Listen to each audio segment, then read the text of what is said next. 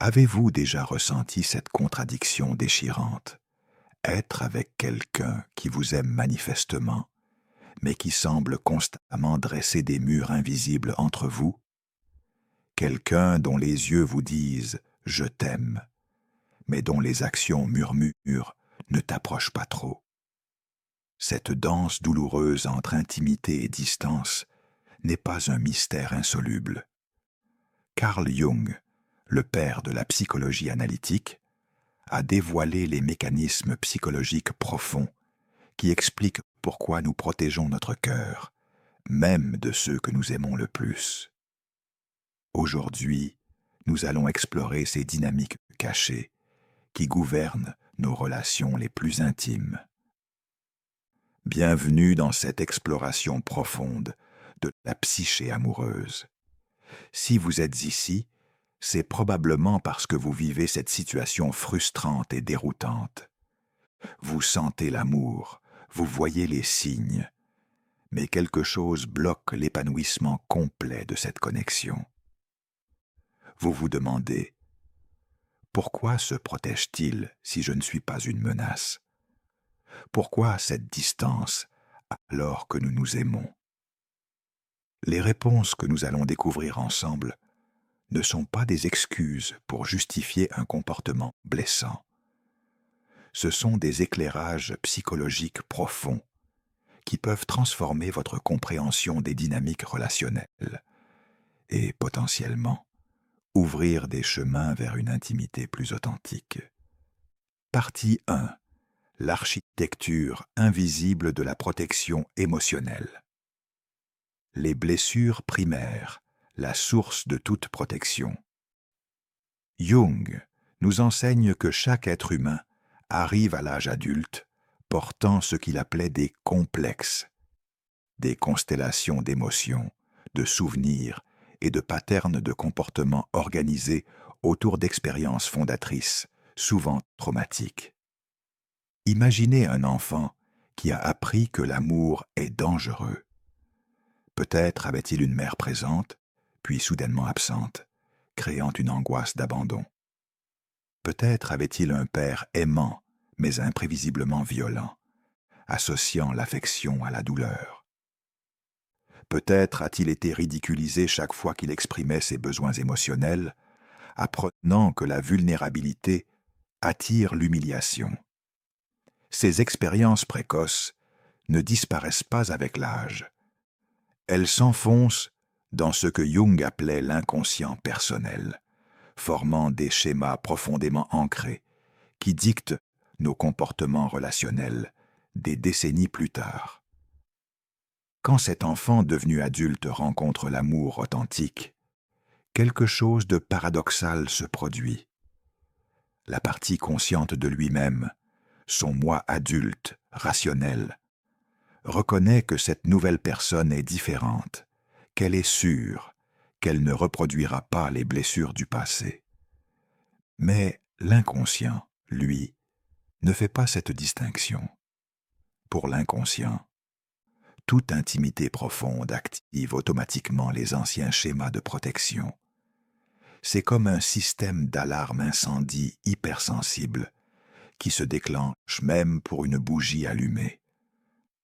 Le système ne peut pas faire la différence entre un danger réel et une situation sûre qui ressemble superficiellement aux expériences traumatiques passées.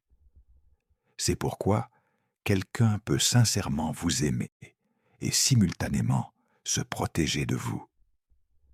Ce n'est pas vous qu'il fuit, c'est l'écho d'anciennes souffrances que votre proximité réveille involontairement. Les mécanismes de défense, les fortifications de la psyché Jung, en collaboration avec Freud, avant leur séparation intellectuelle, a identifié de nombreux mécanismes de défense, ces stratégies inconscientes que la psyché emploie pour éviter la douleur. Dans le contexte amoureux, plusieurs de ces mécanismes sont particulièrement actifs. La projection est peut-être le plus insidieux. Votre partenaire projette sur vous des qualités ou des intentions qui appartiennent en réalité à des figures du passé. Si son père était critique et distant, il peut vous percevoir comme critique et distante, même quand vous êtes chaleureuse et acceptante. Il ne voit pas qui vous êtes réellement. Il voit à travers le filtre de ses blessures non guéries. Le déni fonctionne en refusant simplement de reconnaître la profondeur de ses sentiments. Je n'ai pas vraiment besoin de proximité émotionnelle. Je suis bien comme ça, indépendant. Cette affirmation protège contre la terreur, de reconnaître à quel point il a besoin de vous, et donc à quel point vous avez le pouvoir de le blesser. L'intellectualisation transforme les émotions en concepts abstraits. Au lieu de dire « j'ai peur de te perdre », il discutera philosophiquement de la nature transitoire de toutes les relations humaines. Cette distance intellectuelle crée un tampon entre lui et la vulnérabilité brûlante de ses sentiments réels. La formation réactionnelle transforme un sentiment en son contraire. L'amour intense devient froideur apparente. Le désir profond de fusion devient insistance exagérée sur l'indépendance. Ces contradictions déroutantes ont du sens quand on comprend qu'elles défendent contre des sentiments trop menaçants pour être vécus directement. L'évitement est peut-être le plus évident, mais aussi le plus douloureux. Il crée littéralement de la distance, physique, émotionnelle, temporelle. Il travaille trop, il sort constamment avec ses amis, il programme des voyages en solo. Chaque activité qui crée de la distance devient inconsciemment une protection contre l'intimité qui l'effraie. Le paradoxe de l'intimité terrifiante. Voici le paradoxe central que Jung a brillamment illuminé. Ce que nous désirons le plus est souvent ce qui nous terrifie le plus. L'intimité authentique, être pleinement vu, pleinement connu, pleinement accepté, est le désir le plus profond du cœur humain. C'est aussi notre plus grande vulnérabilité. Pour quelqu'un qui a été blessé dans ses premières expériences d'intimité, s'ouvrir complètement à une autre personne, c'est revivre inconsciemment cette terreur originale. C'est comme demander à quelqu'un qui a failli se noyer de plonger dans l'océan. La raison peut dire « cette eau est sûre », mais le corps et l'inconscient hurlent « danger mortel ». Plus il vous aime, plus le risque perçu est grand. Si vous étiez indifférent, votre rejet potentiel serait insignifiant. Mais parce que vous comptez énormément, parce que votre amour lui donne un aperçu du paradis qu'il a toujours cherché, la possibilité de vous perdre devient une menace existentielle. Donc il se protège. Non pas parce qu'il ne vous aime pas, mais précisément parce qu'il vous aime trop. Son amour même active ses terreurs les plus profondes. Partie 2. L'ombre amoureuse, ce que nous cachons de nous-mêmes. Le concept jungien de l'ombre en amour. Nous revenons ici à ce concept fondamental de Jung, que nous avons exploré précédemment. L'ombre. Mais appliquons-le maintenant spécifiquement au contexte de l'amour et des relations. L'ombre contient tout ce que nous avons appris à cacher, à nier, à réprimer parce que c'était jugé inacceptable par nos parents, notre culture, notre image idéalisée de nous-mêmes. Dans le domaine amoureux, l'ombre est particulièrement chargée et puissante. Pensez au message que beaucoup d'entre nous, particulièrement les hommes dans les cultures patriarcales, ont reçu. Les vrais hommes ne pleurent pas. La vulnérabilité est faiblesse. Le besoin émotionnel est pathétique. La dépendance est honte. Ces messages créent une ombre massive autour de tous les aspects vulnérables, dépendants et émotionnels de l'être. Quand un homme qui porte cette ombre tombe amoureux, il fait face à un dilemme psychologique déchirant. L'amour, par sa nature même, exige précisément ces qualités qu'il a appris à rejeter: la vulnérabilité, l'ouverture émotionnelle, l'admission du besoin, une certaine dépendance saine. Pour vivre l'amour pleinement, il devrait intégrer son ombre, reconnaître et accepter ces aspects de lui-même qu'il a rejetés. Mais cette intégration est un travail psychologique profond qui demande du courage, du temps et souvent un accompagnement thérapeutique.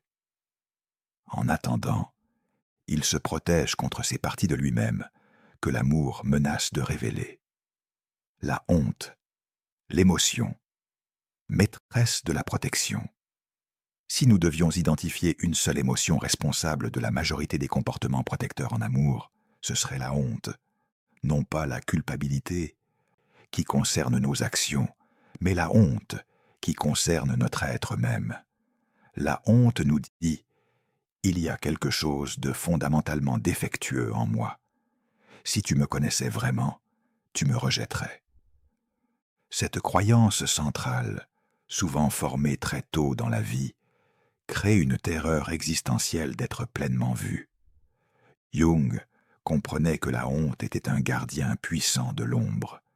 Elle maintient dans l'obscurité tout ce que nous considérons comme inacceptable en nous-mêmes. Dans une relation intime, cette dynamique devient particulièrement intense. Votre partenaire peut porter des hontes profondes qu'il ne vous a jamais révélées, qu'il ne s'est peut-être même jamais pleinement révélées à lui-même. Honte de ses besoins émotionnels, honte de ses peurs, honte de ses insécurités, honte de ses désirs, honte de ses échecs passés, honte de sa vulnérabilité fondamentale en tant qu'être humain. Chaque fois que la relation menace d'exposer ces zones de honte, les défenses s'activent. Il se retire, il devient froid, il crée un conflit, il trouve des défauts en vous, tout cela pour maintenir la distance qui protège ces parties honteuses d'être vues. Ce que vous percevez comme du rejet n'est souvent qu'une défense désespérée contre la honte insupportable d'être pleinement connu. Les masques et les personas Jung a introduit le concept de persona, le masque social que nous portons, l'image que nous présentons au monde. Dans les relations amoureuses, nous portons des personas particulièrement élaborés. Au début d'une relation, nous présentons notre meilleur moi, la version la plus polie, la plus attractive, la plus contrôlée de nous-mêmes. C'est naturel et, dans une certaine mesure, approprié. Le problème survient quand quelqu'un devient tellement identifié à sa persona qu'il ne peut pas la lâcher, même dans l'intimité. Votre partenaire peut avoir construit une persona de force, de contrôle, d'indépendance, de compétence. Cette image est devenue sa protection contre un monde qui lui semblait dangereux. Mais l'amour véritable exige éventuellement que nous laissions tomber nos masques, que nous révélions le visage vulnérable en dessous. Pour quelqu'un profondément attaché à sa persona, cette demande implicite de l'amour authentique est terrifiante. Qui sera-t-il sans son masque? Serez-vous toujours là si vous voyez son visage réel? Ces questions génèrent une anxiété profonde qui se manifeste comme une protection contre l'intimité véritable. Il vous aime, mais il aime aussi, ou plutôt, il a désespérément besoin de sa persona. Et si ces deux amours entrent en conflit, la protection de la persona gagne souvent, au moins temporairement. Partie 3. Anima, animus et les projections amoureuses. La théorie jungienne des projections romantiques. Jung a fait une découverte révolutionnaire sur la nature de l'attraction romantique. Nous ne tombons pas amoureux de la personne réelle devant nous, du moins pas au début. Nous tombons amoureux de notre propre anima, ou animus projeté sur cette personne. Rappelons que l'anima est l'archétype féminin dans l'inconscient de l'homme, et l'animus l'archétype masculin dans l'inconscient de la femme. Ces archétypes portent tout ce que nous avons refoulé ou non développé de la dimension opposée de notre psyché. Quand un homme rencontre une femme qui correspond superficiellement à son image intérieure de l'anima, il projette sur elle toutes les qualités de cet archétype. Il la voit comme la femme idéale, la déesse, celle qui le complétera et le guérira. Cette projection crée l'intensité enivrante de l'amour naissant. Mais voici le problème. Cette femme réelle n'est pas son anima. Elle est un être humain complexe, imparfait, avec ses propres blessures, ses propres besoins, ses propres limitations. Inévitablement, elle ne correspondra pas à la projection idéalisée. La désillusion est le retrait protecteur. Quand la projection commence à s'effondrer, quand il commence à voir qui vous êtes réellement, plutôt que l'image idéalisée qu'il a projetée, plusieurs choses peuvent se produire. D'un côté, c'est une opportunité pour l'amour mature de naître. L'amour véritable n'est pas basé sur des projections, mais sur la reconnaissance et l'acceptation de l'autre dans sa réalité. Mais cette transition de l'amour-projection à l'amour authentique exige une maturité psychologique considérable. Pour beaucoup d'hommes mal préparés à ce passage, la chute de la projection ressemble à une trahison. Tu n'es pas celle que je croyais. Cette accusation inconsciente ignore le fait que celle qu'il croyait n'était qu'une image de sa propre psyché, projetée sur vous.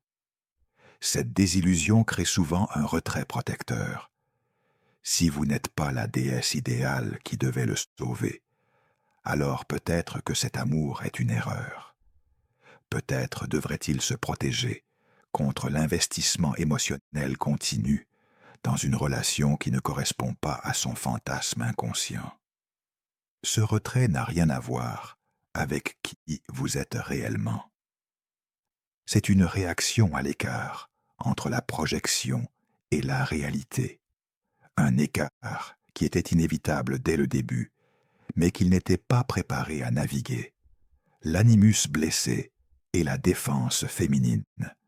Bien que ce script se concentre principalement sur l'homme qui se protège, il est important de reconnaître que les femmes aussi se protègent à travers des dynamiques de l'animus.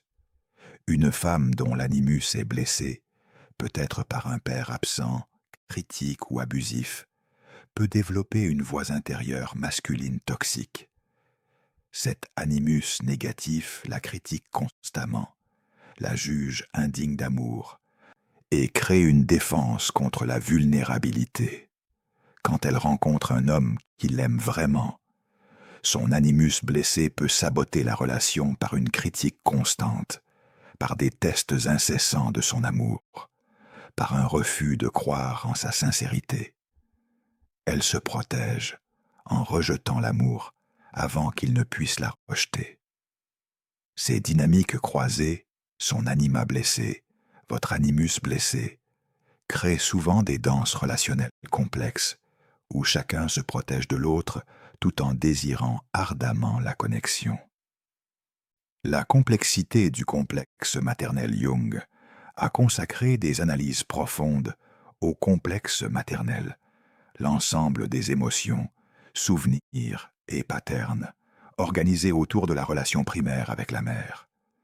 Ce complexe joue un rôle crucial dans la capacité d'un homme à s'engager dans l'intimité adulte. Un homme avec un complexe maternel positif, une mère suffisamment aimante et présente, peut généralement faire confiance aux femmes et se permettre l'intimité.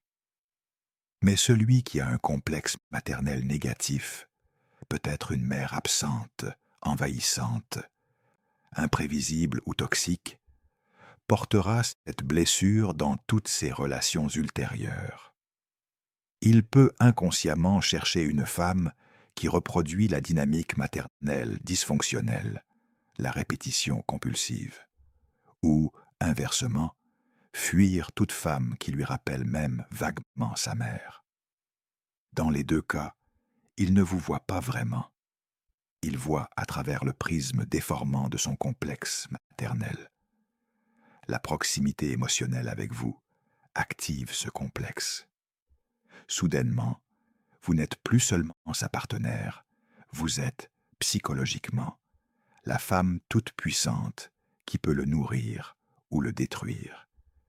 Exactement comme sa mère semblait l'être quand il était un enfant impuissant.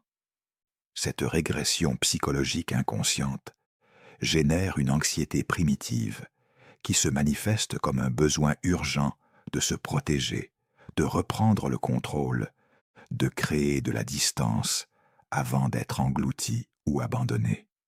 Partie 4. Les patterns de protection dans la relation, l'ambivalence, aimer et fuir, simultanément. L'ambivalence, tenir simultanément des sentiments contradictoires, est la signature de la protection émotionnelle en amour. Votre partenaire vous veut et vous repousse.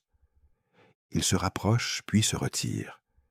Il dit « je t'aime » puis agit froidement. Jung comprenait que l'ambivalence n'est pas de l'indécision ou de la confusion, mais l'expression d'un conflit psychique profond. Une partie de lui, son moi adulte, sa capacité d'amour, son désir d'intimité, vous veut pleinement.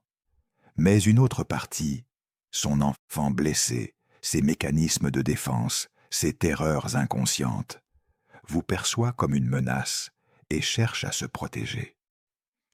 Ces deux forces tirent dans des directions opposées, créant le comportement paradoxal que vous observez. Le problème n'est pas un manque d'amour, mais un conflit entre l'amour et la peur, entre le désir et la défense. Comprendre cela ne rend pas le comportement moins douloureux, mais cela le rend moins mystérieux. Vous n'êtes pas folle de percevoir à la fois l'amour et le rejet. Les deux sont réellement présents, émanant de différentes parties de sa psyché en guerre. Le pattern de rapprochement-évitement. Beaucoup de relations avec quelqu'un qui se protège suivent un pattern cyclique prévisible que les psychologues appellent rapprochement-évitement, approach avoidance.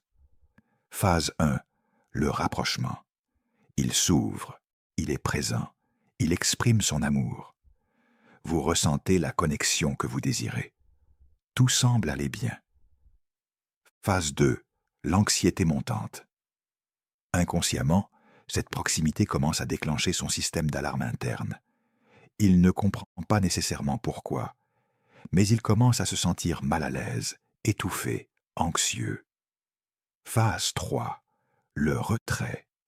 Pour soulager l'anxiété, il crée de la distance. Il devient occupé, distant, critique ou provoque même un conflit. Cette distance réduit son anxiété immédiatement. Phase 4. La solitude et le désir.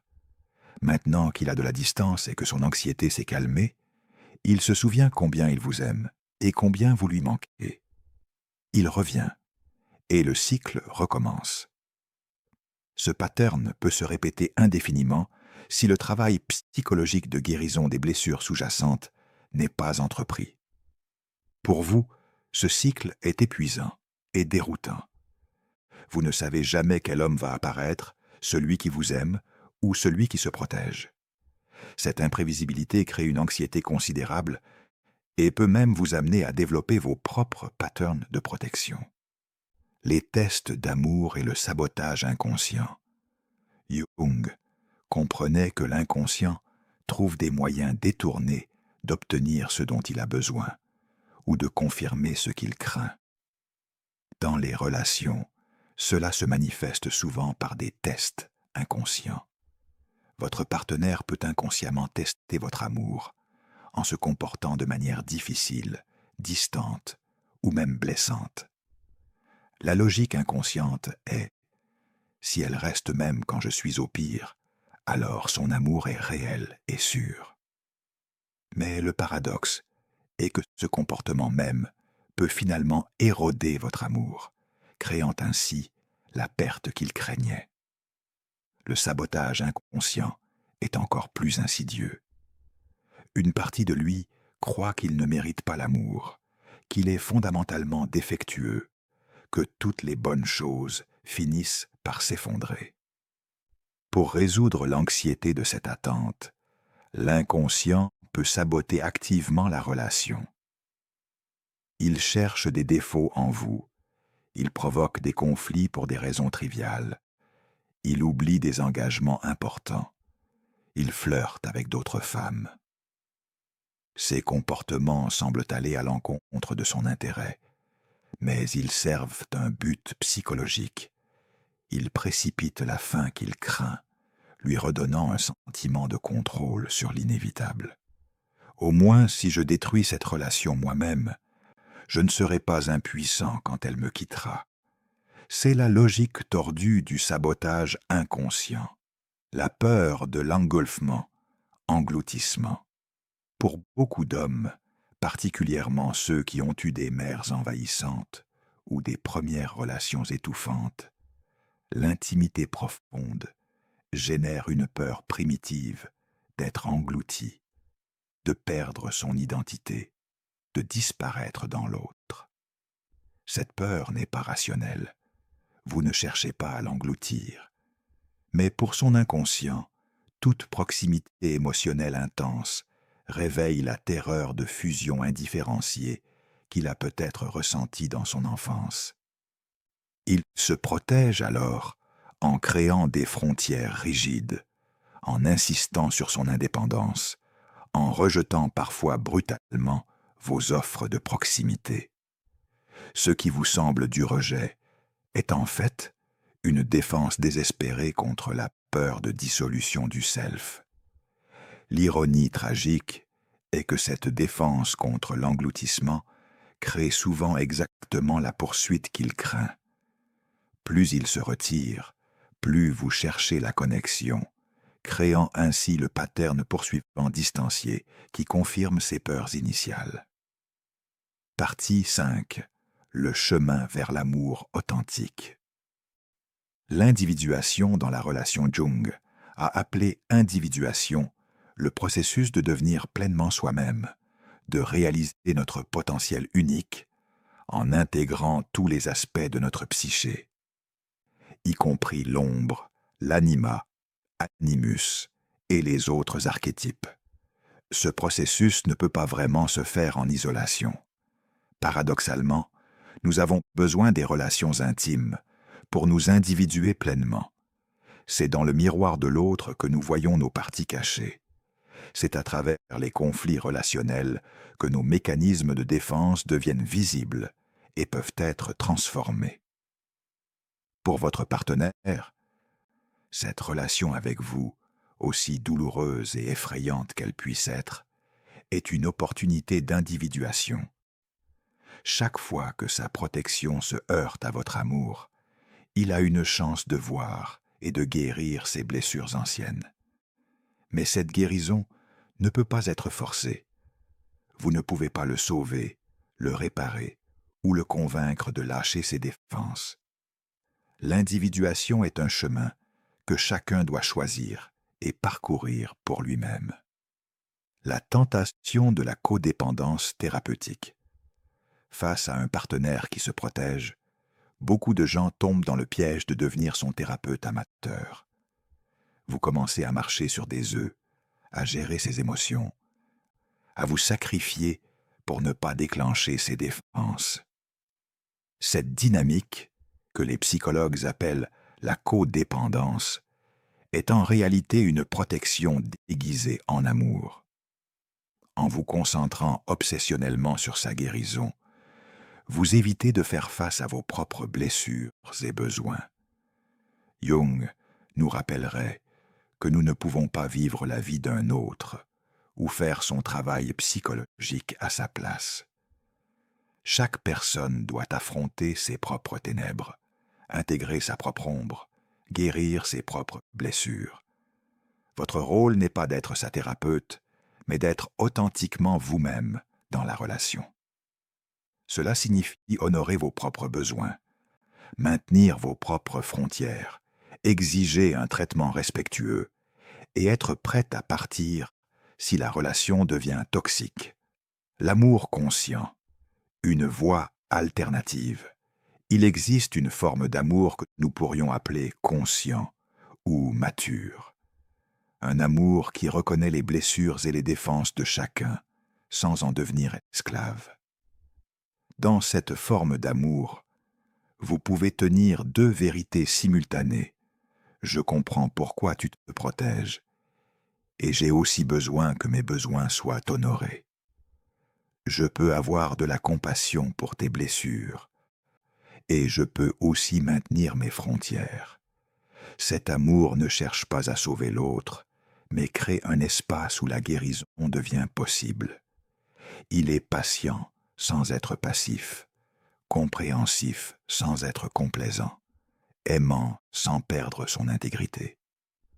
Concrètement, cela ressemble à « Je vois que tu as peur de l'intimité et je respecte ça. En même temps, j'ai besoin de connexion émotionnelle dans une relation. Je suis prête à être patiente pendant que tu travailles sur tes blessures, mais je ne peux pas rester indéfiniment dans une relation où mes besoins ne sont jamais satisfaits. » Le courage de partir. Parfois, l'acte d'amour le plus profond, Jung, comprenait que la croissance psychologique nécessite souvent la confrontation avec les conséquences de nos patterns destructeurs. Parfois, l'acte d'amour le plus profond, pour vous-même et peut-être même pour lui, est de partir. Quand vous restez dans une relation où vous êtes constamment blessé, où vos besoins sont ignorés, où les promesses de changement ne se matérialisent jamais, vous devenez complice de ces patterns protecteurs. Vous lui permettez de maintenir ses défenses sans conséquence, retardant ainsi la crise qui pourrait finalement catalyser sa transformation. Partir n'est pas un abandon cruel. C'est un acte de respect de soi et, paradoxalement, un dernier cadeau à quelqu'un qui ne peut pas encore recevoir votre amour. En partant, vous créez un vide, une absence qui peut finalement le forcer à affronter ses démons intérieurs. Peut-être reviendra-t-il, transformé et prêt pour l'intimité véritable. Peut-être pas. Mais vous ne pouvez pas sacrifier votre vie en attendant sa guérison. Vous avez votre propre processus d'individuation à vivre, vos propres blessures à guérir, votre propre chemin à parcourir. Guérir vos propres patterns de protection. Enfin, cette exploration ne serait pas complète sans regarder honnêtement vos propres patterns. Pourquoi êtes-vous attiré par quelqu'un qui se protège? Qu'est-ce que cette dynamique vous permet d'éviter dans votre propre psyché? Peut-être que son indisponibilité émotionnelle vous protège de votre propre peur de l'intimité. Peut-être que vous perpétuez un pattern familier de votre enfance. Cherchez désespérément l'amour d'un parent émotionnellement absent. Peut-être que vous aussi, vous vous protégez, et sa protection justifie la vôtre. Jung nous enseigne que nous attirons dans nos vies les personnes et les situations dont nous avons besoin pour notre croissance psychologique. Cette relation douloureuse n'est pas une erreur cosmique, mais une opportunité, si vous choisissez de la voir ainsi. Quelle est l'invitation ici? Quelle partie de votre propre ombre cette relation illumine-t-elle? Quelles blessures anciennes sont activées?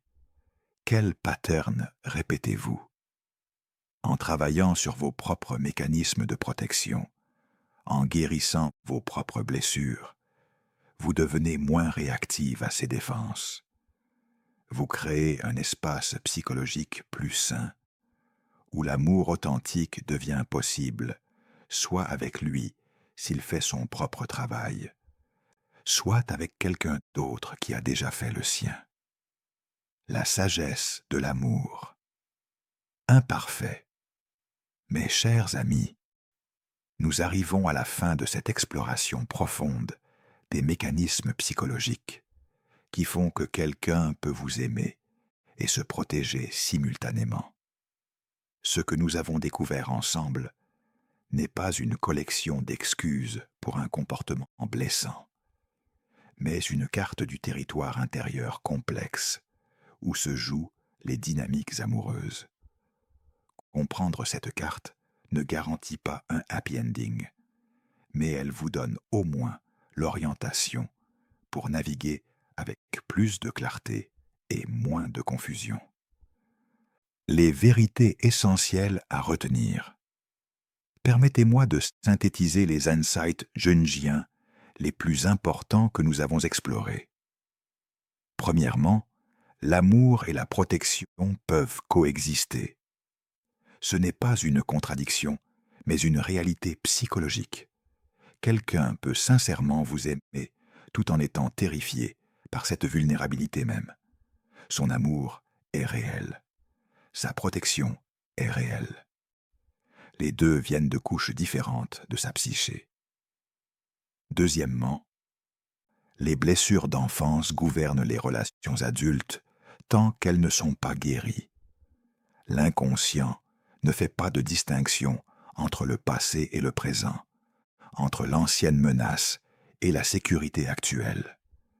Les patterns protecteurs formés il y a des décennies s'activent automatiquement, indépendamment de qui vous êtes vraiment. Troisièmement, la projection est inévitable, mais peut être transcendée. Nous commençons tous par projeter notre anima ou notre animus sur nos partenaires. L'amour mature naît quand nous retirons ces projections et commençons à voir et aimer la personne réelle. Mais ce passage exige une maturité psychologique que tous n'ont pas atteinte. Quatrièmement, l'ombre non intégrée sabote l'amour. Tout ce que nous avons refoulé, la vulnérabilité, le besoin, la honte, la peur, cherche inconsciemment à se protéger quand l'amour menace de l'exposer. Sans travail d'intégration de l'ombre, ces patterns protecteurs persisteront. Cinquièmement, vous ne pouvez pas sauver quelqu'un qui ne veut pas se sauver lui-même. L'individuation, le processus de devenir pleinement soi-même et de guérir ses blessures, est un chemin que chacun doit choisir. Votre amour peut créer un contexte favorable, mais il ne peut pas faire le travail à sa place. La compassion sans complaisance. Jung nous enseigne une forme de compassion mature, une qui comprend profondément la souffrance humaine, sans pour autant tolérer un comportement destructeur. Vous pouvez avoir une compassion immense pour les blessures de votre partenaire, pour les terreurs qui gouvernent ses patterns protecteurs, pour l'enfant terrifié qui se cache derrière l'adulte défensif. Cette compassion est noble et humaine. Mais cette compassion ne doit jamais devenir de la complaisance qui vous amène à sacrifier votre propre bien-être, à ignorer vos propres besoins, à accepter un traitement qui érode votre estime de vous-même. La sagesse jungienne nous invite à tenir ces deux vérités simultanément. Je comprends ta souffrance et je dois aussi honorer la mienne. Je peux avoir de l'empathie pour ton passé et je peux aussi exiger que tu prennes responsabilité de ton présent. C'est cet équilibre délicat entre compassion et frontières qui crée l'espace le plus sain, un espace où la transformation devient possible sans que vous vous perdiez vous-même dans le processus. L'invitation à votre propre travail intérieur. Mais peut-être que l'enseignement le plus important de Jung dans ce contexte est celui-ci. Concentrez-vous d'abord sur votre propre travail psychologique. Pourquoi êtes-vous attiré par quelqu'un d'émotionnellement indisponible? Cette question n'est pas un jugement, mais une invitation à l'auto-exploration. Peut-être reproduisez-vous une dynamique familière de votre enfance. Peut-être que son indisponibilité vous protège de votre propre peur de l'intimité véritable. Peut-être portez-vous une blessure qui crie « Je ne mérite pas mieux ». En explorant honnêtement ces questions, vous commencez votre propre processus d'individuation. Vous commencez à intégrer votre propre ombre, à guérir vos propres blessures, à retirer vos propres projections. Et voici le miracle. Quand vous faites ce travail, une de deux choses se produit. Soit votre partenaire, inspiré par votre transformation et confronté à une dynamique relationnelle modifiée, commence son propre travail de guérison. Soit vous réalisez que vous ne voulez plus, que vous n'avez plus besoin de cette dynamique, et vous vous libérez pour créer quelque chose de plus sain. Dans les deux cas, vous gagnez. Dans les deux cas, vous grandissez. Dans les deux cas, vous devenez plus pleinement vous-même. Les signes d'espoir, quand le changement est possible. Je ne voudrais pas terminer sans vous donner quelques indicateurs d'espoir, des signes qu'un partenaire qui se protège peut évoluer vers une intimité plus authentique. La prise de conscience est le premier signe crucial. S'il commence à reconnaître ses patterns, à voir comment ces mécanismes de défense affectent la relation, à prendre responsabilité pour son comportement, c'est un signe prometteur. La transformation commence toujours par la conscience. L'engagement dans le travail thérapeutique est un indicateur puissant. Quelqu'un qui cherche activement l'aide d'un thérapeute, qui lit sur ses blessures, qui fait le travail douloureux de l'introspection, montre qu'il prend sa guérison au sérieux. Les petits changements cohérents comptent plus que les grandes promesses. Remarquez s'il fait de petits pas soutenus vers plus d'ouverture, même si c'est difficile pour lui. Ces efforts, même maladroits, signalent une intention authentique de transformation. La volonté de rester dans l'inconfort est essentielle. La guérison des blessures profondes est inconfortable. Si vous voyez qu'il reste présent même quand son instinct est de fuir, qu'il communique même quand c'est difficile, qu'il tolère la vulnérabilité malgré sa peur, ce sont des signes qu'il travaille contre ses patterns automatiques. L'acceptation de la responsabilité sans blâme ou justification excessive montre une maturité émotionnelle croissante. Quand il peut dire « J'ai fait ça, c'était ma défense, et je regrette la douleur que j'ai causée », sans immédiatement rejeter la faute sur vous ou sur son passé. C'est significatif. Si vous voyez ces signes, il y a de l'espoir. Pas de garantie, mais de l'espoir. La guérison psychologique profonde est possible, même si elle est difficile et prend du temps. Quand partir devient la sagesse. Mais soyons aussi honnêtes sur l'autre possibilité. Parfois, malgré votre amour, malgré votre patience, malgré votre compréhension des mécanismes jungiens, la relation n'est simplement pas viable.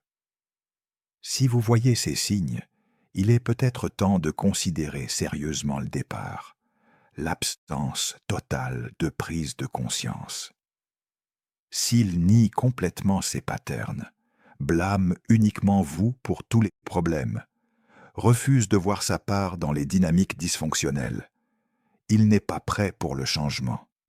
Les promesses, sans action.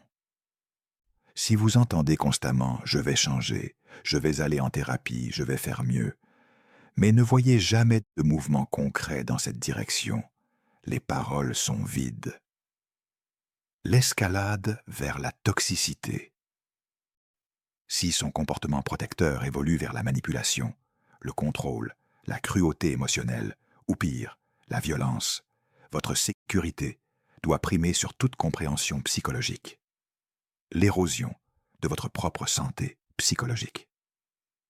Si vous remarquez que vous perdez votre confiance en vous, que vous marchez constamment sur des œufs, que votre anxiété est chronique, que vous devenez une version diminuée de vous-même, le coût est trop élevé.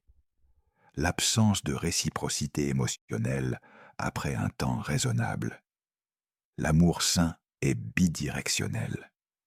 Si, après avoir donné de l'espace et du temps pour sa guérison, vous êtes toujours celle qui donne tout sans recevoir de véritable présence émotionnelle en retour, vous méritez mieux. Dans ces situations, partir n'est pas un échec, c'est un acte de respect de soi profond. C'est reconnaître que vous ne pouvez pas vous sacrifier sur l'autel de son potentiel non réalisé. L'amour de soi, le fondement de tout amour sain. Jung parlait de l'importance de la relation avec soi-même comme fondement de toutes les autres relations.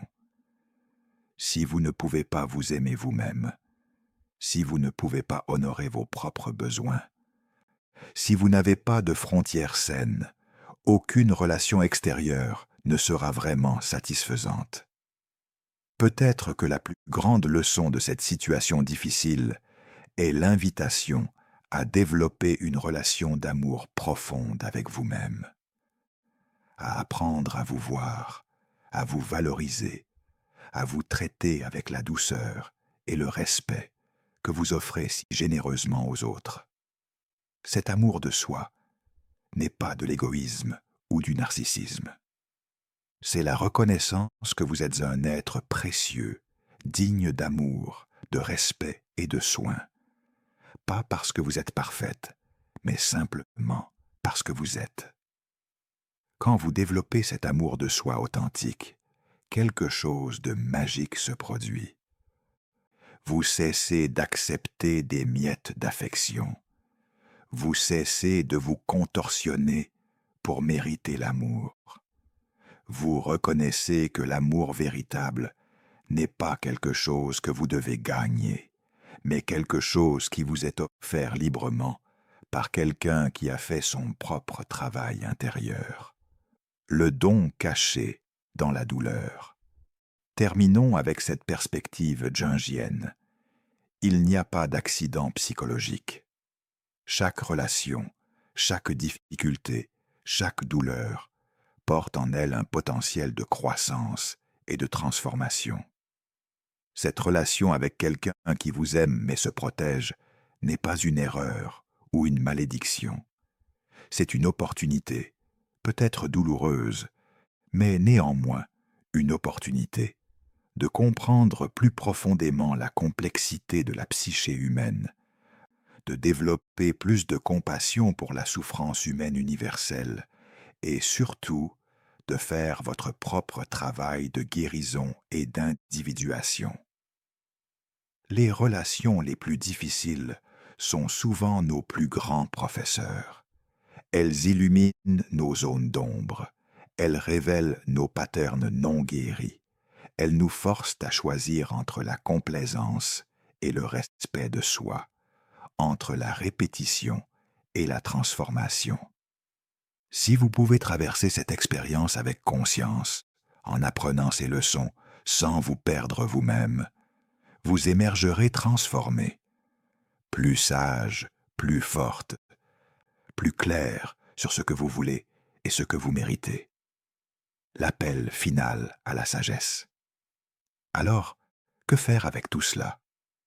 Comment naviguer cette situation impossible où l'amour et la protection s'entrelacent de manière si douloureuse? Ma réponse finale, inspirée par la sagesse jungienne, est celle-ci. Cultivez la conscience, maintenez vos frontières, ayez de la compassion, mais ne perdez jamais de vue votre propre valeur et vos propres besoins. Comprenez profondément pourquoi il se protège, pas pour l'excuser, mais pour voir clairement la situation. Ayez de la compassion pour sa souffrance, mais pas au prix de votre propre bien-être. Donnez-lui de l'espace et du temps pour son processus, mais pas indéfiniment si rien ne change. Et surtout, utilisez cette expérience comme un miroir pour votre propre travail intérieur. Guérissez vos propres blessures, intégrez votre propre ombre, développez votre propre capacité d'intimité authentique. Devenez la personne que vous cherchez. Car au bout du compte, que cette relation particulière survive ou non, vous serez transformé par ce voyage. Vous comprendrez plus profondément les mystères du cœur humain. Vous aurez développé plus de compassion et de sagesse. Vous serez prête pour un amour authentique. Avec lui, s'il fait son travail, ou avec quelqu'un d'autre qui a déjà fait le sien. L'amour véritable, l'amour mature que Jung décrivait, n'est pas l'amour-passion aveugle du début. C'est l'amour conscient qui voit les blessures, comprend les défenses, et choisit néanmoins de rester ouvert tout en maintenant son intégrité. C'est l'amour qui dit « Je te vois dans ta totalité, ta lumière et ton ombre, et je t'aime, et je me vois aussi dans ma totalité, et je m'aime suffisamment pour exiger que cet amour soit réciproque et sain. Puissiez-vous trouver la sagesse de distinguer entre la patience et la complaisance, entre la compassion et le sacrifice de soi, entre l'espoir et le déni. Puissiez-vous avoir le courage de faire votre propre travail intérieur, de maintenir vos frontières et de partir si nécessaire. Et puissiez-vous finalement connaître l'amour que vous méritez, un amour où les deux personnes ont fait suffisamment de travail intérieur pour s'offrir mutuellement présence, ouverture et authenticité. Car c'est cela, au fond, que Jung nous enseigne. L'amour véritable n'est possible qu'entre deux personnes qui ont eu le courage de faire face à leurs propres ténèbres, d'intégrer leurs propres ombres, de guérir leurs propres blessures. Cet amour existe, il est possible, et vous le méritez. Merci de m'avoir accompagné dans cette exploration profonde. Que votre chemin, quel qu'il soit, vous mène vers la guérison, la sagesse et l'amour authentique.